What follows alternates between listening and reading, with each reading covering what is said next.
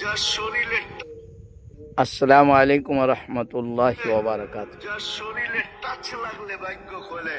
আল্লাহ রসুল জুমার নামাজ পড়াইতেন খেজুর গাছের উপরে পিঠ লাগায়া। ওই সময় মেম্বর ছিল না, কে জানি কোত্থেকে মেম্বরের প্রযুক্তি শিখা আসছে। আইসা বলছে, ইয়া রাসূলুল্লাহ, মেম্বর বানায়া দেই। আর কতদিন দাঁড়ায় দাঁড়ায় খুতবা দিবেন? মেম্বরে উঠবেন, বসবেন, খুতবা দিবেন। মেম্বর যখন বানায় দিছে, আল্লাহ রসুলেরও পছন্দ হয়েছে। দাঁড়ায় দাঁড়ায় আর কতদিন খুতবা দিব?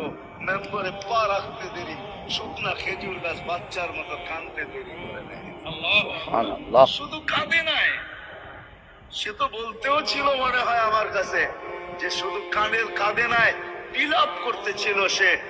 কোত্থেকেই ব্যক্তি আসলো, সে কোত্থেকেই মেম্বরের প্রযুক্তি পাইলো, আর মেম্বরই বা কোত্থেকে বানাইলো?